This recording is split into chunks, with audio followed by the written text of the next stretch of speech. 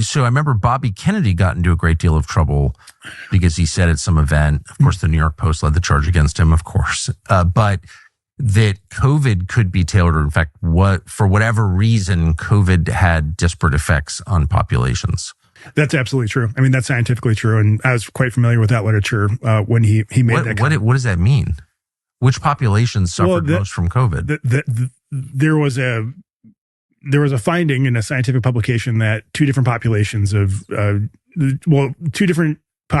of people of Jewish ancestry, depending which line they're from, one was more heavily impacted than the other. Mm-hmm. And that was Sephardic Ashkenazi. Yes. Basically. And that was the finding. And I think the point that he was trying to make, or maybe didn't articulate well, is that the agent can be tailored to have that effect. And that's absolutely true. And that's through old gain of function technology. And with full synthetics, what I'm saying is you can make this so specific is that if I got your DNA, like off of, say that you threw a cup, I can tailor an agent just to you. And this is how it's changing. And if you're using AI behind that, I could then, and I say that I got a DNA sample from a couple of your relatives, so I knew what your family tree partially looked like. Machine learning is very good at actually random forest and tree decision making. You could do a lot of complex AI behind this to figure out and make predictions that AI could about what your family tree looked like and have the disease travel through your family line. The synthetic life could be magnetic and attract to the hull of a submarine.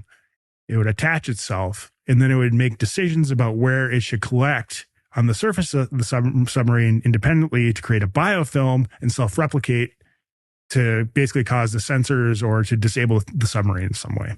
In space, use a similar type of, maybe, I'm not so sure what the delivery vehicle is, but say that you were to get this onto a satellite, you could use it then to eat and corrode the silicon and magnesium and the structure of that. You could use it to basically disable the systems on board of the physical structure of the vessel or the satellite. And that's just, I mean, what's really so striking about this is this technology will be able to use to attack objects, but it's a synthetic living thing. There's also the life. So there's a new fork here. You can use it to attack objects, or you can use it to attack life itself. And that's more what people would be familiar with. You could use it to attack specific genetic populations, for example. So if a certain population had a genetic trait, you can make the synthetic pathogen specifically target, name your niche of race or population of genetically related, close related families. How about the ones who were given fentanyl and denied jobs in the United States?